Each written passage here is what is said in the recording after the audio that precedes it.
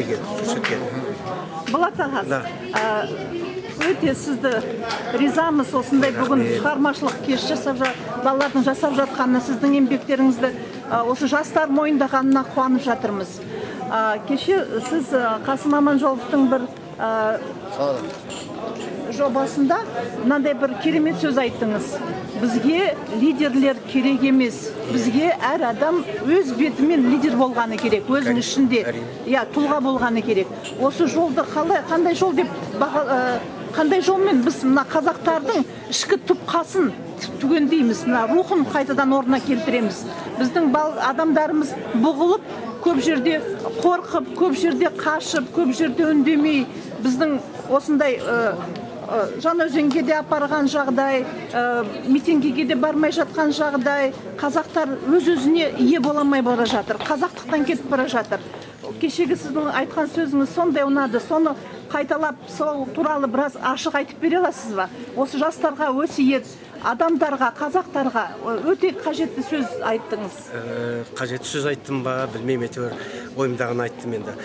Қазаққа, мысалы, маған лидердің қажет жоқ. Кез келген қазаққа лидердің қажет жоқ. Қазақ деген сөздің өзінің төркініне үңілсең, ол өзіне өзі орысша айтқанда вольный, свободолюбивый деген мағынаны білдіретін казачестводан қалған қазақ деген бәрі түбірі бір олардың.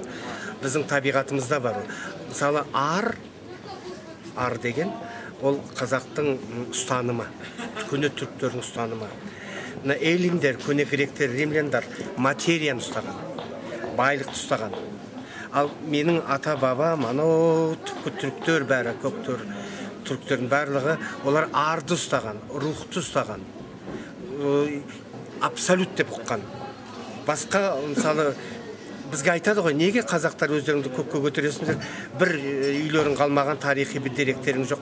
Өйткені біз табиғатпен үндестікте өмір сүрдік, гармонияда өмір сүрдік. Бізге табиғатты жеңудің қажеті болмады кезінде. Біз ардың, рухтың адамдар болғанбыз. Содан айырды ғой бізді, содан айырылып қалдық қой. Енді қазір бәрі отыр, бір-екі шай айтсақ, кімнің соңынан ереміз дейді. Неге мен біреудің соңынан еруім керек? Мен өзім баруым керек қой жерге. Өзімнің миым, өзім басым өзімде ғой. Соны мен әлінге дейін айтып жүрмін. Маған лидердің қажет жоқ. Маған ешқандай лидерді мен өзім қабылдамаймын. Лидер деген жүрегің ішіңде болу керек. Сен өзің баруың керек, бірінші өзің көруің керек. Сол кезде өзің ие боласың. Сол кезде бала-шағаңа да ие боласың, еліңе де ие боласың. Әйтпесе мал сияқты, бір отар қой сияқты біреуді соңынан жүре бергеннен не тапты қалы? Осы тарих үйретті ғой бізді, көрмегенді көрдік қой енді. Совет өкіметінде де лидер болды, қазір де лидерді күтіп отырмыз. Керек жоқ лидердің. Лидер әр адамның ішінде, әр адамның басында. Сол кезде ғана біз Қазақстанды өзгерте аламыз. Өзгертеміз. Бұның бәрі қалмайды. Бәрібір заң, табиғаттың заңы, ол тепе-теңдік, ол ар жеңеді, рух жеңеді. Материя ол бар, жоқ, не ол материя. Сондықтан айтып жатырмыз ғой, Римнің Колизей, анандай көнелер бар деп, суреттер бар деп, керекті шығар ол өмірге. Бірақ шын патриотқа оның бәрі естейін. Өз басым, мысалы, до сих пор веду половой образ жизни, то есть сплю на полу. Енді төсек те жоқ. Ал ол төсегім жоқ деп менің жерде зар елеп отырмайын. Маған қажет жоқ оның. Менің ата-бабам сол өмір сүрген. Сондықтан материалдық құндылық қазір басып кетті бізді. Эстетикалық құндылық бар, саяси құндылық бар, моральдық құндылықтар бар, діни құндылықтар бар. Солардың бәрі біртіндеп құрып жатыр, материалдық құндылық бәрін басына кетті. Әлеуметтік құндылық пен материалдық құндылық біздің түбімізге жетеді. Ал мында рухани құндылықтар езіліп жатыр. Соған біздің Қазақстанда көп жағдай жасалған рухани құндылықтардың құруына. Аға, тағы бір мындай сұрақ. Мына орыс тілінде, мысалы, Российдің көріп жатқанын біз енді орыс тілді ішінде, енді орыстардың ішінде орыс тілмен жүрген, орысты жеңіп баратқан көптеген ағымдарды байқап жатырмыз. Соның әсерінен олар бірде ішімдік ішіп кетіп жатыр, бірде тозып бара жатыр орыс халқы, мысалы. Енді біз осы сол тозбаудан біздің елімізді сақтап қалу үшін біз бәріміз осы мына қазақ тілді нығайтып, басынан қазақ тілін нығайту керек па, жоқ әлде мына сол рух деген мәселені көтеруіміз керек па? Қазақ тілі ол мысалы ана жолы Мұхтар Шаханов айтады маған, неге мен Жаңаөзенге бармадыңыз, неге кезінде қолданбадыңыз десем, олар тілді көтермеді дейді. Мен айтамын, Жаңаөзенде қазақ тілі деген проблемасы жоқ. Ол жерде Ажғалиевадан басқасын бәрі қазақша сөйлейді. Енді қазақтың тілдің проблемасы басқа жерде бар, рас. Бірақ енді мен өз басым қазақты екіге бөліп, мынау таза қазақ, мынау шала қазақ дегенге қарсымын. Бәрі қазақ. Оны қазақ қылу үшін рухты ең бірінші ендірту керек миға. Реформаны саусаққа, қолға жасамайды, миға жасайды. Өйткені сен қаншама маған қарап тұрасың, мен қолыммен реформа жасаған көрсетіп, басыңды бүйт бұрғанда аламды қалтама тыға салам. Өйткені мына жерде реформа жоқ, түйсік жоқ. Сондықтан рух, орысша айтқанда дух, қазақша айтқанда ар, ұят, намыс, бұл менің ата-бабамның қылым заманнан келеткен құндылықтары. Содан біз айырылмауымыз керек. Содан айырды ғой бізді. Сондықтан орыстарды қара айтасың. Орыстар өздері, шын орыстар өздері азайып баратыр. Оны орыстың ұлтшылдары көтереді. Оны біз орыстың ұлтшылдары сөйтіп айтты екен деп, біз оған ренжиміз. Мына жерде Россия для русских деген не бар. Мен де Қазақстанда естимін, жастарым мен қазақ болып туған мақтан етем деп көкірегін соққандарды естимін. Әрине мен қорқам ондайдан. Ондайды мен Германиядан көргем. Неофашистер мен неонацистер алаңда жүр. Бірақ олар өздерін неофашистерміз дейді, неонацистерміз дейді. Біздің қазақтың жігіттері біз патриоттармыз дейді. Қандай айырмашылығы бар? Олар да айтады Германияда Ausländer raus дейді.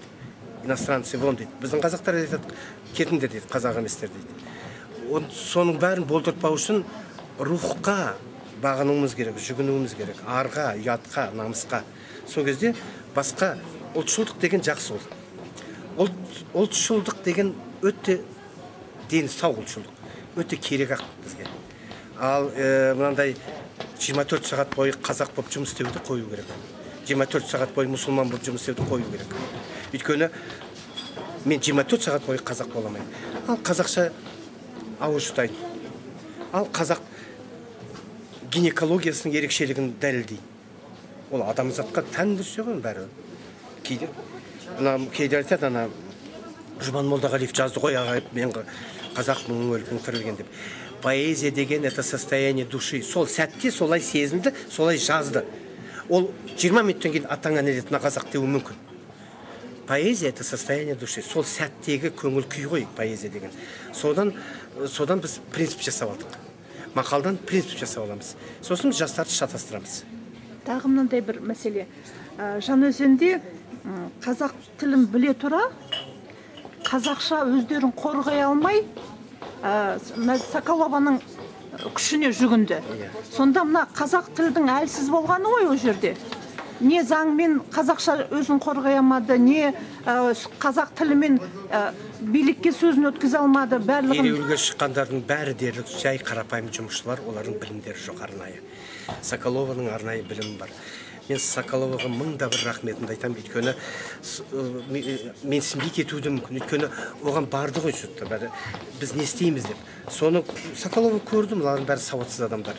Өздері де айтты мұнайшылар, бізде сауат жоқ, бізде бір экономист жоқ, бізде бір юрист жоқ, бізде бір бухгалтер жоқ, түсіндіретін деп. Соколова соны өз мойнына алды. Мысалы, Абайға кім айтыпты, әй Абай, сен қазақтың қамын ойлап, зарлап, жаз, түзет деп. Ешкім айтқан жоқ. Ол өзі зиялы, сезінді. Соколова да өзі сөйтіп сезінді, бірақ соған зардап шегіп отыр. Оны біз қазақтар қорғай алмадық.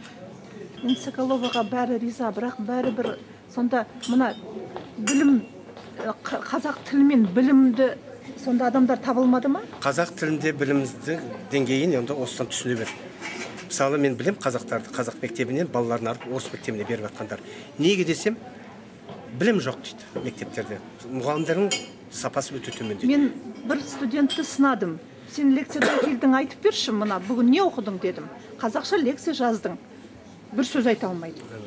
Соң күн мен оған айттым, сен мына лекцияң керемет жазылып тұр. Сенің тілің шықпай жатыр, қазақша ғылыми тілің шықпай жатыр.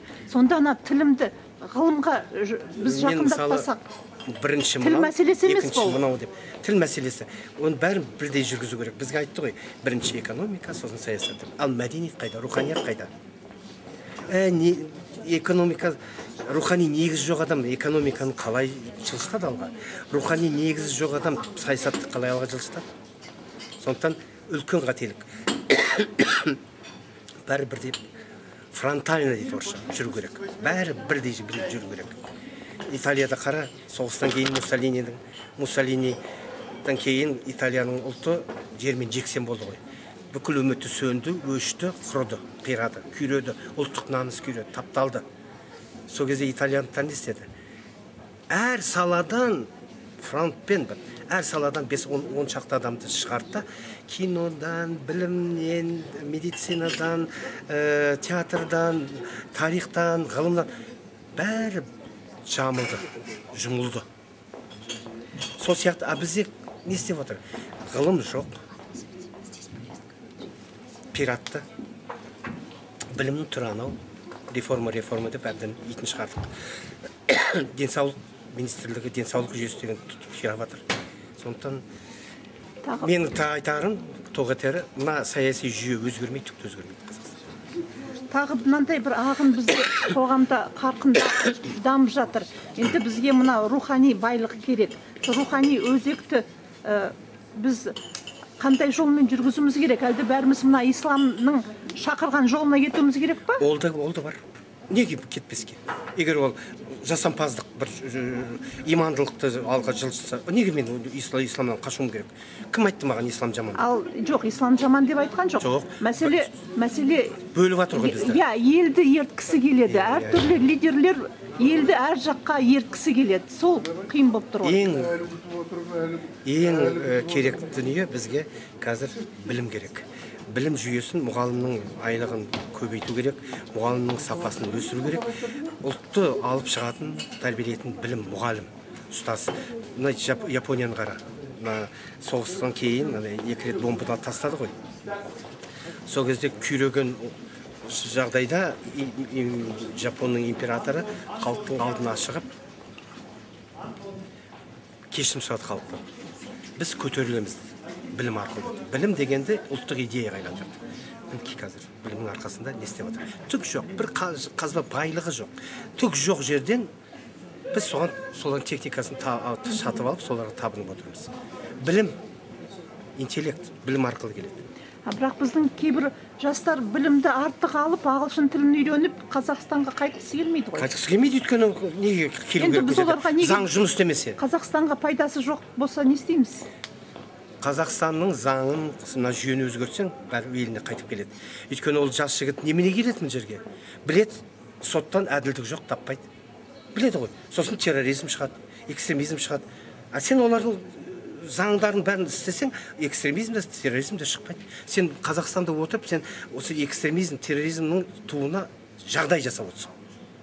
Өкімет билік. Ол жасама ондай жағдайды.